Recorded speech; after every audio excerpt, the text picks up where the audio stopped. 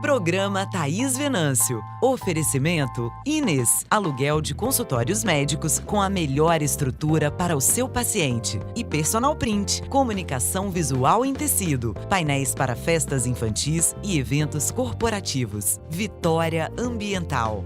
Proteger o meio ambiente é o nosso compromisso.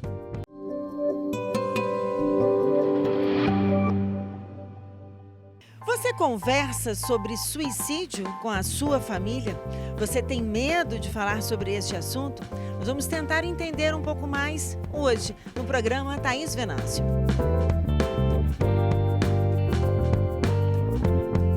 Eu vou assumir para vocês que esse é um assunto que me assusta, me preocupa, me causa medo. E por isso eu convidei o psiquiatra e amigo também nosso, Antônio Faria, para falar sobre esse assunto, porque o governo federal está com uma campanha sendo trabalhada com relação à prevenção ao suicídio. Acho que isso é muito importante, levar esse assunto para a nossa família, para a nossa casa, para ser conversado.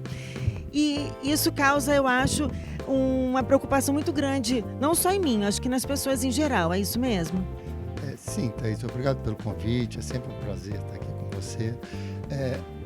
Essas tentativas de suicídio, né, antes até do ato em si, elas muitas vezes são percebidas, e muitas vezes até pelos familiares, ou alguém que esteja mais próximo, um amigo, né, alguém da escola, ou alguém do trabalho. Né? Muitas vezes a pessoa até comunica isso com uma pessoa ou outra. Por exemplo, ele comunica com alguém do trabalho, não comunica com alguém em casa, mas ele comunica às vezes como uma ideia, ou que aquilo passou na cabeça dele como um pensamento. Só que muitas vezes isso já vem a um longo prazo. Isso precisa ser observado também em quantidade de número de vezes que isso passa pela cabeça da pessoa, ou se ele tem um plano já pronto para efetivar o ato, né?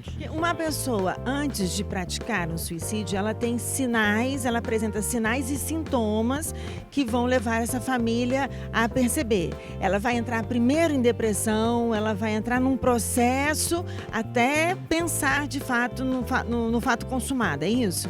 Isso, a depressão que você falou é o caso mais grave, né? Uma depressão muito grave, né? A pessoa tem uma baixa de energia, então muitas vezes ele começa a ter um tratamento e ele vai cometer o ato suicida quando ele começa a ter forças para tal, porque quando ele está no quadro mesmo depressivo, ele não tem nem força para cometer o ato. Então é uma situação que tem que se observar muito quando o paciente começa a responder ao tratamento medicamentoso ou psicoterápico, porque aí ele tem forças para cometer o ato. Agora tem uma situação também, como você disse, que é uma situação às vezes de psicótico. Então, assim, a pessoa desagrega o pensamento. Então, é de uma forma mais inesperada esses casos.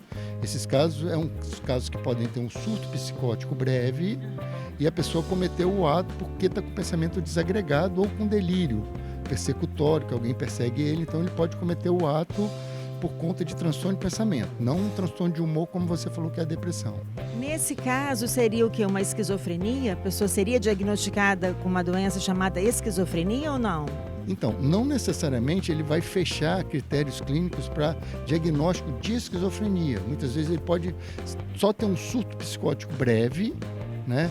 E naquele surto psicótico breve, ele apresentar quadro de transtorno de pensamento, como alucinações, delírios, e daí ele cometeu o ato. Muitas vezes relacionado a um delírio persecutório, que alguém está perseguindo ele e que quer o mal para ele. Então ele, para se livrar daquela perseguição, daquele mal que a pessoa quer para ele, muitas vezes ele comete o ato suicida. Hoje existem dados assim de pessoas, de um perfil dessa pessoa, que acomete mais mulheres do que homens, uma idade, uma faixa etária, existe isso? Thaís, isso é super interessante. Não tem uma faixa etária específica para risco de suicídio, né? Você às vezes encontra senhores no interior que trabalham na roça mesmo e 80, 70 anos e cometem suicídio, assim como você encontra adolescentes que cometem suicídio, adultos jovens, mulheres, homens, não tem uma faixa etária específica, né? O que se sabe hoje, que é muito importante, é que a taxa de suicídios em adolescentes, que estava previsto um aumento para a próxima década, adolescentes e adultos, jovens, o de adolescentes aumentou agora já em 2018. né? Já aumentou 2 anos antes da época que a OMS traçou que seria em 2020. Né? 2 anos antes já começa a aumentar o número de suicídios em adolescentes. Adolescente nem sempre também tem relação com depressão. Muitas vezes tem relação com uma ansiedade muito acentuada, até devido a fatores externos, como dependência de internet, dependência de jogos eletrônicos, dependência de celular. E esses fatores externos agravam muito um quadro de ansiedade, que fica até de difícil tratamento, mas tem o tratamento. E esse quadro pode, junto com ele, a comorbidade ser uma alteração de humor. Muitas vezes você não consegue nem visualizar a alteração de humor. Você tem que primeiro tratar todo esse transtorno de ansiedade para depois conseguir ver uma alteração de humor que veio junto, alteração de humor no sentido da depressão, né? Que veio junto com esse transtorno de ansiedade.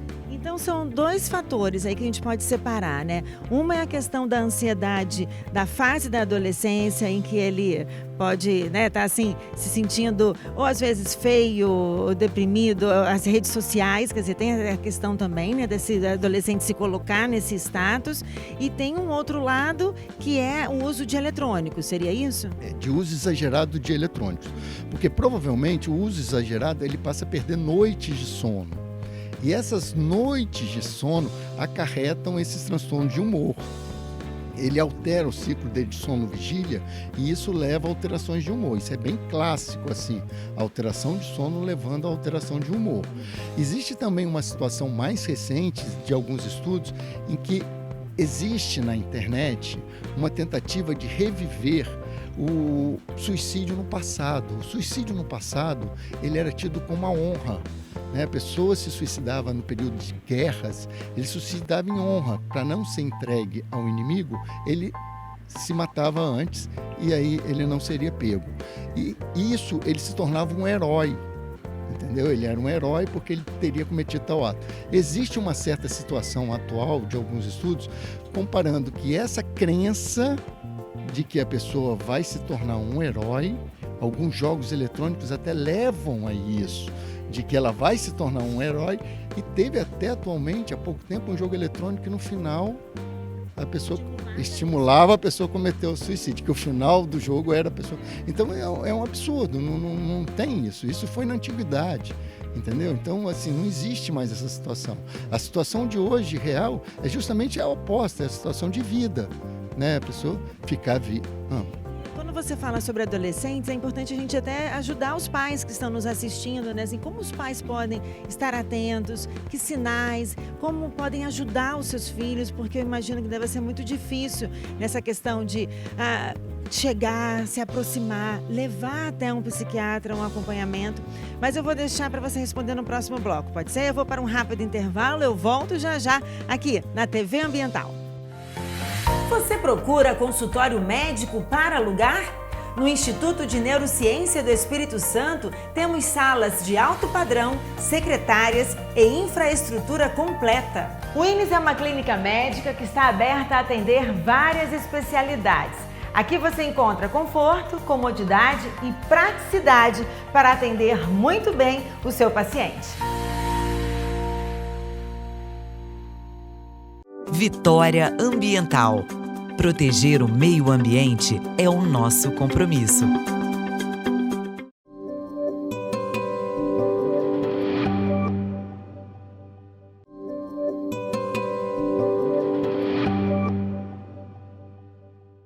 Hoje eu estou falando sobre prevenção ao suicídio, por isso eu convidei o psiquiatra Antônio Faria e estávamos falando sobre a questão dos adolescentes. E ficou uma pergunta, que é como os pais podem observar? É muito boa essa pergunta. Tanto que na campanha é automutilação e suicídio. Então, é muito comum a criança ou adolescente, até às vezes até em criança na segunda idade, entre 7, 8, 9, 10 anos, já pode apresentar esse quadro de transtorno de ansioso e transtorno de humor. E lá na campanha ele fala em automutilação. É comum, às vezes, você observar que o adolescente começa a usar manga comprida quando está muito quente. Então, isso os pais têm que observar. Né? E muitas vezes ele não quer ficar sem a camisa de manga comprida. Um local muito comum são nos braços e nas pernas, né? Então, às vezes, eles ficam de calça comprida também, né? Tá quente, ele não coloca o short, ele fica de calça comprida. Uma outra coisa muito importante é o isolamento social. Ele passa a não se relacionar com pessoas que antes ele tinha uma relação muito boa, que ele gostava. Então ele passa a não ter mais esse relacionamento. Ele passa a se isolar no quarto para fazer as alimentações, né? Ele não almoça, não janta, não almoça mais com a família, porque o tempo que ele precisa para esse isolamento, para alguma coisa que possa estar gerando ansiedade, é muito grande. E assim, quando esse pai diagnosticar, identificar, levar imediatamente a um psiquiatra, conversar com esse adolescente, quer dizer, porque eu imagino que deve ser muito difícil até essa conversa, não? Bom, isso é muito importante. Muitas vezes os pais podem, e é necessário, que os pais, o pai e a mãe, se possível, irem na consulta antes que o adolescente vá. Né? Ele pode até, é bom ele comunicar ao adolescente, não fazer isso escondido, mas ele comunica ao adolescente que vai a um psiquiatra conversar sobre ele e depois ele dá a devolutiva ao filho e o filho vai e faz a entrevista dele. Aí vai ter que se avaliar se é necessário o tratamento ou não. E como é que é o tratamento? O tratamento psiquiátrico ele é basicamente clínico, medicamentoso, né? E existe o tratamento psicoterápico que é com psicóloga ou psicólogo. Então, o psiquiátrico mesmo, ele é medicamentoso. Existem medicações muito novas, de 20 anos para cá, que não apresentam efeitos adversos e que podem até serem usados em crianças e adolescentes. Então, os medicamentos que antigamente tinham muitas reações adversas, muitas mesmo, alterações cardíacas, gastrointestinais, hoje esses medicamentos novos não tem mais. E tem indicação até de bula de uso em crianças e adolescentes. E eu imagino que deve ser algo que preocupe os pais, que a gente precisa esperar uma ameaça para ver o fato consumado, ou ele de fato essas ameaças não acontecem, ou quem ameaça não faz. Então como é que esse pai deve lidar com isso? Ótimo, Thaís. Não tem que esperar uma segunda ou terceira possibilidade do filho apresentar um quadro, né, de automutilação ou de tentativa de suicídio, ou de ideias suicidas. Muitas vezes, quando o pai deve até procurar estimular o filho a falar sobre isso, entendeu? Falar se ele tem ideia suicida, se ele já pensou sobre isso, né? O quanto que isso incomoda ele e prejudica. Muitas vezes o adolescente ele fica com vergonha de manifestar isso, tanto perante os amigos quanto perante os pais. Como eu falei anteriormente, um adulto ele pode até comentar com um colega de trabalho, e o colega de trabalho vai descer. O adolescente não, ele vai procurar o contrário, ele vai procurar esconder. Os pais podem fazer isso ou tentar que uma pessoa mais próxima a ele, um amigo, uma amiga, consiga ter essa informação. Essa informação sempre é necessária. Então isso é fundamental a gente deixar aqui esse alerta, né, para que a família, para que os amigos tenham essa atenção, porque essa campanha é fundamental de prevenção à automutilação e também ao suicídio. Antônio, obrigada pela sua presença aqui hoje no nosso programa. Obrigada a você pela sua companhia. Continue acompanhando a nossa programação na TV Ambiental e eu te espero na próxima semana, aqui na TV Ambiental, a TV que te reconecta.